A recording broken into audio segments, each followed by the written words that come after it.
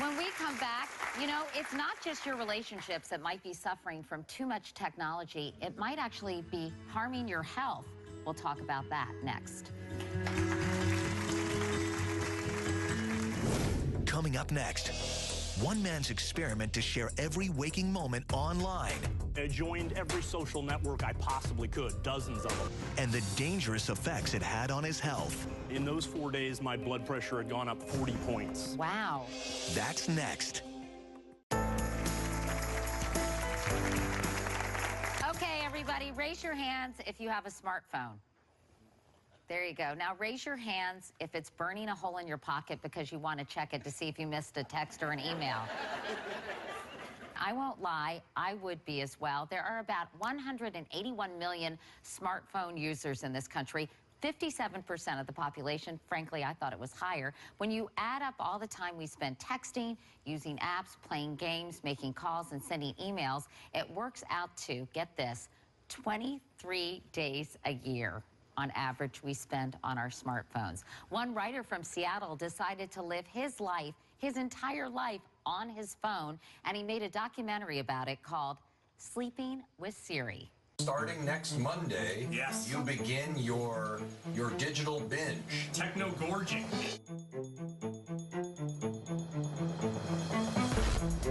So I'm gonna just try every single opportunity to check in on Facebook and just go crazy for a week. Oh, there's a message. Important that you not constantly multitask. It's really, really bad for your brain. It really has negative effects. Is this right? Is your pressure really this high tonight? A couple days in, I'm pretty frazzled. Please welcome Michael Stusser, who made the film Sleeping with Siri. Nice to see you. Okay, so Michael, how did you come up with the idea for this documentary? I was inspired by this high school in Seattle that did this incredible program called a digital blackout, where for 3 days, in this case it was a week, they did no social media, no texting, no internet. And I thought that is really incredible and brave for kids. Right.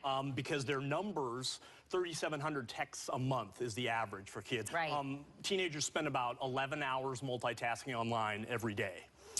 And so I thought, before I do the digital blackout side of this experiment, I got to ratchet myself up like crazy. I got to get to the 3,700. I got to be on 24/7. So I did this techno gorge, which was literally 24 hours a day. I slept with a phone. A lot of people do. They wake up with a thing and start checking emails immediately. I do. Yeah, that's not a good way to start the day. Okay.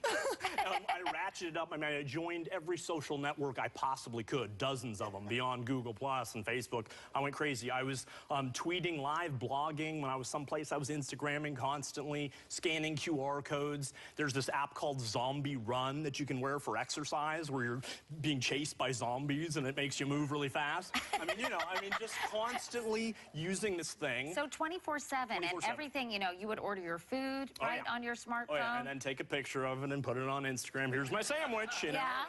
And, you know, the likes are unbelievable. 90 people like my salad. What is going on with that? I mean, it's nuts.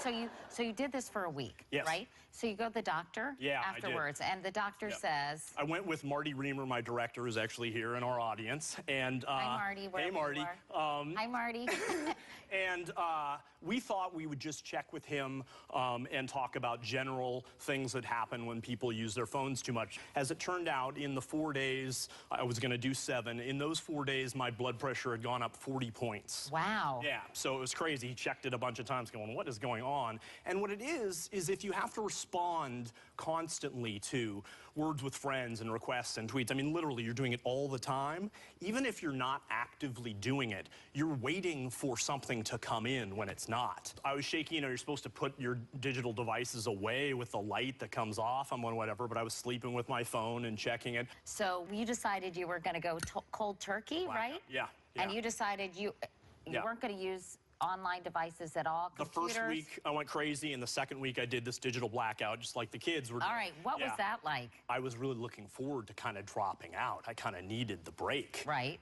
And so at first it was really quite nice to go dark for a little bit, you know, more peaceful. You can have a thought before a tweet interrupts you. And the other piece of it was, you know, we're talking about paper maps, you know, trying to figure that out in the car, going back to a weird era of, do I have a phone book in this house? You know, I mean, completely crazy. And it's weird because it's not that long ago. I mean, when you think about it, it's really not. Did you feel... FOMO. You know about FOMO? Fear of missing out. Yes. I have it in a big way, according to my daughters. Or there's also FOMA, fear of missing anything. Oh, wow. Yeah. Do you have FOMO? I have both. Yeah. I don't think I had it. We're working with these high schools, you know, and these kids who do digital blackouts are really, they've been born with an iPad in their hands. So taking the net out from them is like, holy smokes, how do I even proceed? Because they're going on the fly. I mean, their plan is, oh, I'll figure it out on my phone. My direction I'll figure out on my phone. What's going to LOL, we're hooking up. Well, you know? nobody remembers phone numbers anymore because you just get them in your phone, right? Crazy, yeah. And I think if you don't use it, you lose it a little bit in terms of your brain power. If you can Google anything, you know, why do I need to know anything? And I don't think that's true because we got to connect ideas, you know. So what have you learned from this whole experience that might be instructive to all of us? That balance is going to be something that we got to kind of fight for. You're not just going to find this place where, oh yeah, I know how to use my phone sometimes. We're going to really have to carve this stuff out with programs like, you know, Digital Blackout or others to be actively sort of, you know, I'm not anti-technology. I mean, I love it. But let's be real. There's a place for, you know, human conversation and tweeting. Absolutely. Well, Sleeping with Siri, people can get more information about your documentary on our website. And Absolutely. Thanks so much for coming by. Thank you for Very having me. interesting. Thank you. So, up next, when their digital life began to drive a wedge between them, one family decided to power down. How did they do it? They'll tell us when we come back.